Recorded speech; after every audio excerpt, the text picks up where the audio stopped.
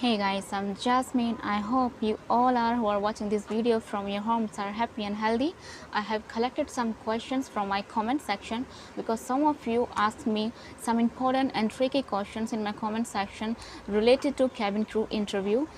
तो इसलिए मैंने कुछ क्वेश्चंस यहाँ पर कलेक्ट किए हैं ताकि आप लोग के क्वेश्चंस के जवाब मैं फेस टू फेस दे सकूँ और क्लियरली डिटेल में समझा सकूँ कि आपको किस किस चीज़ की प्रिपरेशन करके जानी है इंटरव्यू से पहले। आई होप इस वीडियो के थ्रू आपके सारे डाउट्स क्लियर हो सके। सो स्टार्ट करते हैं without getting any delay. First question किसी ने मुझसे पूछा था, English level basic intermediate advance कैसा होना चाहिए? कैबिन क्रू इंटरव्यू के लिए आपका इंग्लिश लेवल इंटरमीडिएट होना चाहिए। You don't need to be advance. अगर आप सोच रहे हैं नहीं हमें बिल्कुल फ्लुएंट इंग्लिश आनी चाहिए ये इंटरव्यू क्लियर करने के लिए, तो या फ्लुएंट इंग्लिश वो लोग प्रेफर करते हैं, बट अगर आप बिगिनर हैं तो प्लीज़ अपनी कम्युनिकेशन स्किल्स पर इतना वर्क कीजिए कि आप किसी का भी आंसर प्रॉपरली और अच्छे तरीके से और इंस्टेंटली दे सके, सोचने की ज़रूरत ना पड़े, उसी वक्त एट द मोमेंट फॉर्म कर सके और अपना आंसर दे सके। ओके, तो प्लीज़ इस बात का वेट मत कीजिए, नहीं पहले हम परफेक्ट हो जाते हैं उसके बाद हम इंटरव्यू के लिए जाएंगे। ऐसा हो सकता है कि आप ही के लिए देर हो जाए क्योंकि परफेक्ट टाइम कभी किसी के लिए नहीं आता है।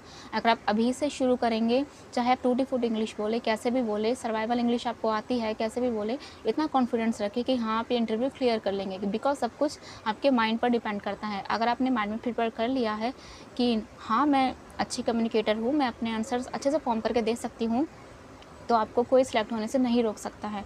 तो please don't wait for any other special day, just go for the interview right now. And second question किसी ने मुझसे पूछा था, how they check legs in skirts and pants? जब आप वर्चुअल राउंड में सिलेक्ट हो जाते हैं तब आपका नेक्स्ट BMI राउंड होता है। आप लोग जानते हैं मोस्ट ऑफ द कैंडिडेट्स जाते रहते हैं, अपना लक ट्राई करते रहते हैं, और कुछ बिगिनर होते हैं जो आज तक इंटरव्यू के लिए नहीं गए हैं, उनके लिए मैं बता देती हूँ।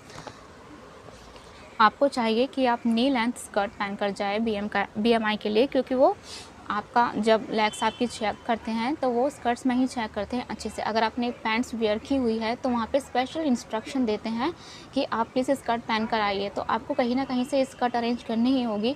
हो सकता है कि आप किसी दूसरे कैंडिडेट से बोरो कर ले, या ऐसा कर सकते हैं कि आप घर से ही अपनी स्कर्ट कैरी करके जाए।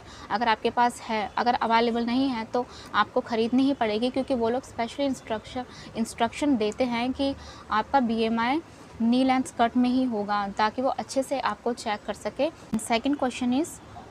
Third question, how they check teeth? क्योंकि आगे के टीथ टूटे हुए हैं, ये किसी ने मुझसे कमेंट में पूछा था। क्योंकि मुझे अच्छे से याद है जो लोग मुझसे कमेंट्स में क्वेश्चन पूछते हैं, क्योंकि मेरी वीडियो काफ़ी ज़्यादा वायरल नहीं होती है because I am new here, तो जितने भी लोग मुझे कमेंट करते हैं उनकी DP नेम मुझे अच्छे से याद है। किसी ने ये मुझसे क्वेश्चन पूछा था कि मेरे आगे के टीथ में कुछ प्रॉब्लम है, अभी उनका ट्रीटमेंट चल रहा है, तो क्या मैं अभी इंटरव्यू के लिए जा सकती हूँ? जब ट्रीटमेंट कंप्लीट हो जाए जब इंटरव्यू के लिए जा सकती हूँ।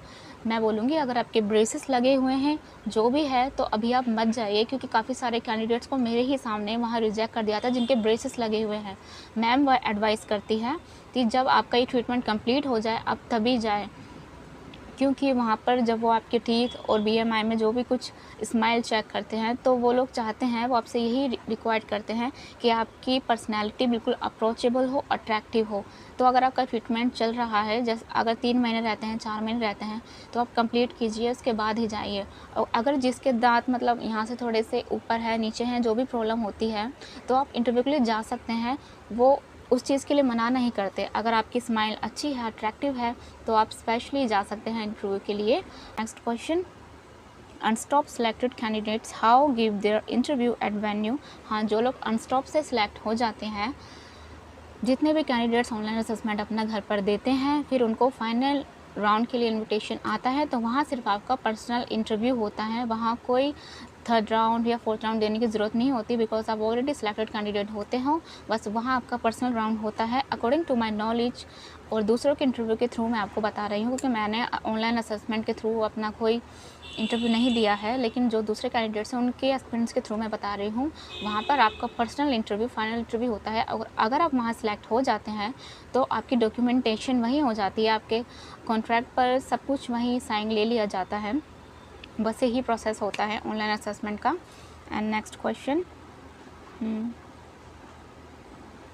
किसी ने मुझसे पूछा था, could you please make a particular video for registration, कि ऑनलाइन की साइट पर अपने आप को रजिस्टर कैसे करते हैं, अपने आप को ऑनलाइन इंडिगो पोर्टल पर कैसे रजिस्टर किया जाए, ये मैं डिटेल में वीडियो ज़रूर बनाऊंगी अगर मेरे पास टाइम होता है। वैसे काफ़ी टाइम पहले मुझसे किसी ने पूछा था और काफ़ी सारे बिगिनर कैंडिडेट्स को प्रॉब्लम होती है वो ऑनलाइन अप्लाई करने में कि कैसे रजिस्ट्रेशन किया जाए, बिकॉज ये बहुत लेंथी प्रोसेस होता है। सब कुछ डॉक्यूमेंट्स हमें वहीं पर अपलोड करने होते हैं साइट पर।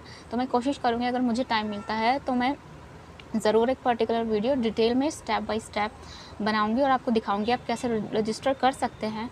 And next question is, do they return a resume after selection और रिजेक्शन। अगर हम जब वेन्यू पर जाते हैं, जब वो हमारा रिज्यूमे कलेक्ट करते हैं, वैसे हमको रिसेप्शन पे अपना रिज्यूमे सबमिट करने की ज़रूरत नहीं होती है। ये मैं बिगिनर्स के लिए बता रही हूँ क्योंकि लोग कंफ्यूज होते हैं, मुझसे क्वेश्चंस पूछते हैं, इसलिए मैं बता रही हूँ। आपको रिसेप्शन पर वहाँ पर कोई रिज्यूमे सबमिट करने की ज़रूरत नहीं होती। जैसे ही आप वेन्यू पर पहुँचेंगे, वहाँ पर इंडिगो स्टाफ के ही एक मेंबर होते हैं या एम्प्लॉय होते हैं जो आपको आपके रिज्यूमे पे सीक्वेंस नंबर देते हैं। पहली बात तो आपको कुछ भी किसी पूछने की ज़रूरत नहीं है। जैसे ही आप वेन्यू पर पहुँचेंगे, आपको इंस्ट्रक्शन ऑलरेडी दे दी जाएगी और सीक्वेंस नंबर लेने के बाद बस आपको वहीं वेट करना है अपनी बारी आने का कि आपकी फ़र्स्ट राउंड की बारी कब आती है। जब आपका फ़र्स्ट राउंड होता है तो डायरेक्टली आपको अपना रिज्यूमे HR को देना है, किसी को सबमिट नहीं करना है। अगर आप सिलेक्ट होते हैं तो आपका रिज्यूमे आगे प्रोसीड किया जाएगा।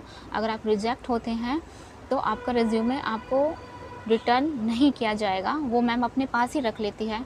किसी ने मुझसे पूछा था कि इंटरव्यू टाइमिंग 9 to 12:30 है तो उसके बीच में जा सकते हैं, तो obviously you can go in between the time, आप कभी भी जा सकते हैं। बट मैं आपको सजेस्ट करूँगी कि आप अकॉर्डिंग टू टाइम ही जाए, पहले जाए, ताकि आपका सीक्वेंस नंबर पहले आ जाए, आपका नंबर 50 से पहले या 100 से नीचे ही हो, क्योंकि आप बाद में जाएंगे तो हो सकता है कि वो अपने कैंडिडेट्स ऑलरेडी सिलेक्ट कर ले और आपकी उनको ज़रूरत ना हो। क्योंकि ऐसा होता है कि जो फ्लुएंट स्पीकर होते हैं या जिनको मतलब जितनी इनको रिक्वायरमेंट होती है वो ऑलरेडी सिलेक्ट कर लेते हैं। तो इसलिए मैं आपको सजेस्ट करूँगी कि आप टाइम से पहले ही जाए, 9 बजे तक, 8:30 बजे तक वहाँ पहुँच जाए, ताकि आपको सीक्वेंस नंबर जल्दी का मिल सके और आपकी टर्न जल्दी आए। हो सकता है आपका सिलेक्शन हो जाए, आपके चांसेस हाई होते हैं वहाँ पर जल्दी प्रेजेंट होने के। And next question, people with weak eyesight apply कर सकते हैं? हाँ, ये जब मैं पर्टिकुलर वीडियो BMI पर बताऊंगी तो इस टॉपिक पर मैं डिटेल में बताऊंगी कि आप क्या क्या कर सकते हैं। लेकिन हाँ, अगर आपकी आई साइट वीक है तो आप अप्लाई कर सकते हैं। You are definitely become a cabin crew, no will gonna reject you. Eyesight आपको नहीं रोक सकती है। आपकी बॉडी में या प्रेजेंस में अप्रोचेबल पर्सनैलिटी नहीं है या जो भी कुछ कमी है तो वो आपकी रुकावट नहीं बनेगी। अगर आपकी कम्युनिकेशन स्किल्स अच्छी है तो अपनी इन सभी कमियों को साइड में कीजिए और इंटरव्यू के लिए ज़रूर जाइए। मैं आपको यही सजेस्ट करूँगी। आपको बिल्कुल भी इस बात की टेंशन लेने की ज़रूरत नहीं कि मेरी आई साइड वीक है, मेरे टीथ्स में प्रॉब्लम है या मेरे पिंपल्स है। You don't need to care about that. just work on your communication skills first and just put aside everything. So that's all for today and I hope आपको इन सभी questions के answer मिल गए होंगे। and I'm sorry for the late video because I was not available, क्योंकि मैं जानती हूँ मेरे सब्सक्राइबर्स अभी इतने कम हैं, मैं यहाँ न्यू हूँ एंड मेरी वीडियो ज़्यादा लोगों तक नहीं पहुंच पाती है। इसलिए मुझे अच्छे से याद है कितने लोग मुझसे क्या क्या पूछते हैं, कौन कौन कमेंट करते हैं, मुझे उनकी DP तक याद है। इसलिए स्पेशली वीडियो मैंने उनके लिए बनाई है, उन बिगिनर्स के लिए, ताकि उनको अपने फर्स्ट इंटरव्यू में कोई प्रॉब्लम ना हो और वो अपना इंटरव्यू बिना किसी हेजिटेशन के क्लियर कर सकें। एंड सो आई होप आपकी ये जो क्वेरीज थी वो सॉल्व हो गई होंगी। And thank you so much for watching this video. See you in the next video. Bye.